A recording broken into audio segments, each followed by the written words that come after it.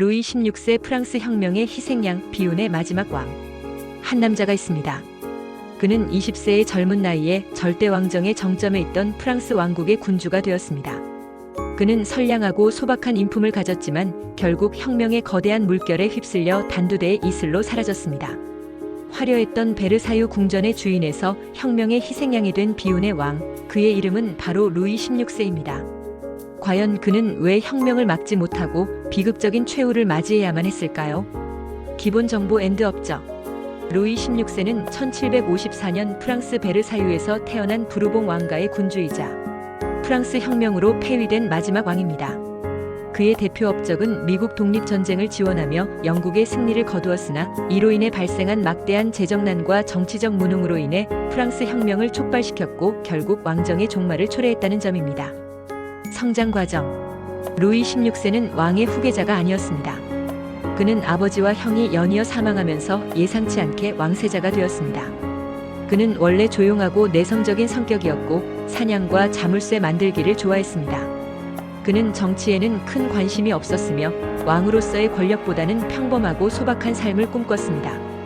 그는 오스트리아의 공주였던 마리 앙투아네트와 결혼했지만 두 사람의 관계는 정치적인 결혼이었고 초반에는 냉랭했습니다.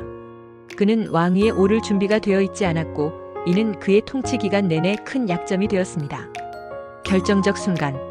루이 16세의 인생에서 가장 결정적인 순간은 그가 프랑스 혁명이라는 거대한 폭풍을 마주했을 때입니다. 당시 프랑스는 왕실의 사치와 미국 독립전쟁 지원으로 인해 막대한 재정난에 시달리고 있었습니다. 1789년 국민들은 왕에게 세금 개혁을 요구하며 혁명을 일으켰습니다. 루이 16세는 이 위기를 해결하기 위해 삼부회를 소집했지만 귀족과 성직자, 평민의 이해관계가 엇갈리며 갈등은 더욱 커졌습니다. 그는 혁명 세력과의 협상과 저항 사이에서 우유부단한 모습을 보였고 이는 국민들의 불신을 더욱 키웠습니다. 그는 결국 1791년 가족과 함께 국외로 탈출하려다 발각되는 바렌 사건을 겪으며 국민들의 신뢰를 완전히 잃게 됩니다. 대표 업적 엔드 영향력. 루이 16세의 통치는 그의 의도와는 달리 프랑스 사회에 큰 변화를 가져왔습니다.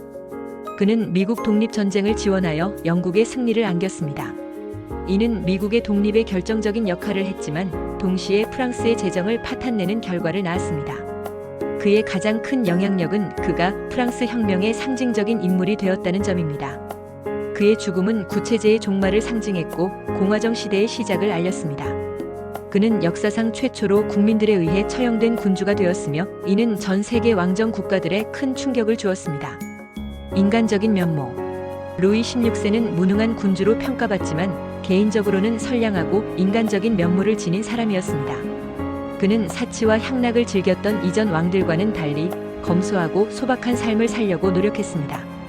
그는 가족을 깊이 사랑했으며 특히 아들을 아꼈습니다. 그는 또한 자물쇠를 만들거나 사냥을 하는 등 개인적인 취미 생활을 통해 스트레스를 해소하려 했습니다. 그의 우유부단함은 정치적 약점이었지만 이는 동시에 그가 온화하고 평화를 사랑하는 인물이었음을 보여주기도 합니다. 현재 혹은 사후 평가. 루이 16세는 사후의 비운의 왕이자 혁명의 희생양으로 평가받고 있습니다. 그는 자신이 물려받은 시대의 모순을 해결할 능력이 없었지만 그가 짊어져야 했던 역사의 무게는 너무나도 무거웠습니다. 그는 절대왕정이라는 시대의 유산과 혁명이라는 새로운 시대의 요구 사이에서 갈등하다 결국 비극적인 최후를 맞았습니다. 그의 삶은 역사의 거대한 흐름 앞에서 한 개인이 얼마나 무력할 수 있는지를 보여주는 상징적인 교훈이 되었습니다. 루이 16세의 삶은 시대의 변화를 읽지 못한 리더의 비극적인 결말을 보여줍니다. 여러분은 급변하는 시대에 어떻게 대처하고 있나요?